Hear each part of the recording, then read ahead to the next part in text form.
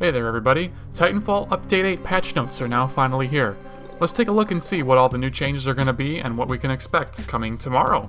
First things first is a big elephant in the room, Horde mode. So this is something that I was successfully able to predict, hooray for that I suppose. So we're going to be going against stuff like, grunts and specters, sniper specters, cloaking drones, like those search drones that you see in Angel City that fly around and they shoot that little green laser light around and it accomplishes nothing.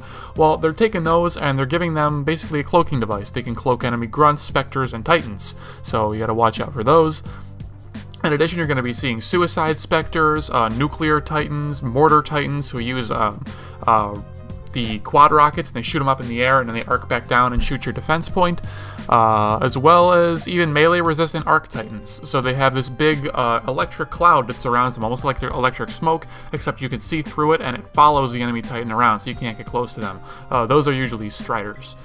So basically what the whole point of this Horde mode is you have a giant defense point that you have to hold from wave after wave of enemies that of course gets progressively more difficult each time around. You are able to work your way up to a Titan just like you normally would in regular matchmaking or regular game modes, in addition to being able to acquire turrets along the way. So you get these little tiny man-portable turrets that you can deploy and put down on the map, and I think you might get one every round or so. I'm not entirely sure on that one, but you get a couple of turrets throughout the game that you can place to help you defend as well. Up next is something that I was absolutely not expecting Respawn to ever do, but here I am proven wrong once again about what I think Respawn's actually going to end up doing for the game. Is we're going to have ranked play coming into Titanfall. So now I don't think it's going to be an exclusive mode or playlist. It's going to be working in this standard competitive playlist that already exists, and it's basically just an option that you can turn on or off. Basically, it'll just record a lot of metrics from your play, like your kill-death ratio, your flag captures, how well you're doing in hardpoint, how efficient you're being in LTS, stuff like that, and it's able to give you basically a rank, and I guess it's going to use that in matchmaking to place you with similarly ranked players, as opposed to just simply looking at your level and like some hidden statistics that Respawn has already been having. So not 100% sure how this is going to work yet, but hopefully it works well and is able to get us more competitive matches more often. Or if nothing else, it at least will try to convince more players who have quit the game, who are very good at it because they've gotten bored with it, to maybe come back and give this new ranking mode a try and have more consistent competitive games. Third on the list is we're going to have sudden death in CTF. This is something that I've been wanting for quite a long time. Basically what it's going to do is instead of the timer running out and both teams having a tied score, it's going to go into a sudden death mode where respawns are disabled and the first team to capture an enemy's flag is going to win. So the strategies and tactics that are going to go into this third sudden death round are going to be pretty crazy, I think. I wonder if it's going to end up turning into not a battle of who can capture the flag, but simply just, hunt down and kill all the enemy pilots, and which team has the last pilot standing wins. So very interested to see how that's going to end up turning out. Speaking of CTF, we're going to be having a few more private match options coming up soon. Now, I don't believe that we're going to be pulling private matches out of their beta phase and into a full phase with more features yet, unfortunately. That's still been a very long time since the beta phase of that has been introduced, and it's still not come into a full release yet, unfortunately. But we are still getting some updates to it, so that's pretty cool. So what we're going to be seeing is private match exclusive burn card sets. So now, instead of using your regular burn cards in a private match, you can now specify a set of burn cards to use from the lobby. So the lobby host can say, okay, I want to give everyone a pack of fair and balanced cards, or all the cards, or no cards, or no rares, or CTF competitive, or all like Spectre related cards only. There's a lot of presets that the lobby host can choose from, and basically they distribute the exact same set of cards to every player, and then each individual player can go into their private match burn card selection and pick the 3 that they want to bring into the game and use. So those are exclusively for private matches.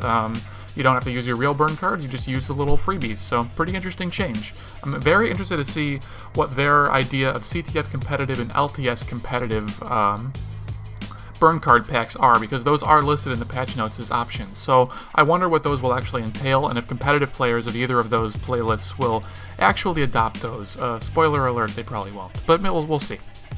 Next up is map stars. This is just giving an extra little grindy thing for completionist kind of people to accomplish. I'm sure a lot of it's going to be done well, I'm positive a lot of this is going to be done naturally, but those who really want to complete this stuff and have a 100% completion and everything in the game now have some more crack.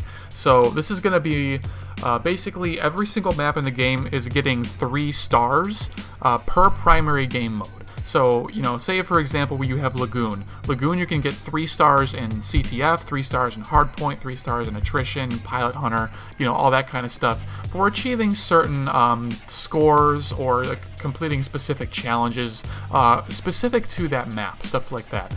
So basically, what you will earn from that is, I guess there's going to be some Titan insignias that you can earn, and I think that might actually just be it. It's just like there's a couple of Titan insignias you get for getting a whole bunch of those stars, so I'm sure those will be very sought after and very, very rare. In addition, we're going to have some new stuff in the black market. For starters, we're going to have what's called forged certifications. So if you have a certain challenge that is just keeping you down, you can't complete it, like the plasma railgun challenges or the charge rifle critical hits come to mind for people who just find it very, very difficult to get those done and are very frustrated by them. You can now use your in-game credits to simply bypass those. However, keep in mind, if you're an Xbox player, there is going to be an achievement added for reaching Gen 10 without cheating in any way. So if you do use one of these new cheats, you will not be able to get that challenge. It's not worth any gamer score points though, so don't worry about that. Secondly, for the black market, we're going to be seeing some new Titan OS voices. So I'm just going to go ahead and read this straight from the patch notes because I don't really know how to reword this any better. The update introduces new Titan OS voices to buy in the black market. Sid is a new voice who is going to be aggressive and dominating, while Vanessa is going to be warm and inviting. In addition, you can purchase black market versions of the Betty Titan OS in multiple languages. Anybody else want to use the Japanese Betty? I sure do. Honestly, though, I kind of want Charles D. Britannia from Code Geass to be my Titan OS voice. That'd be pretty sick, but there might be some licensing issues there.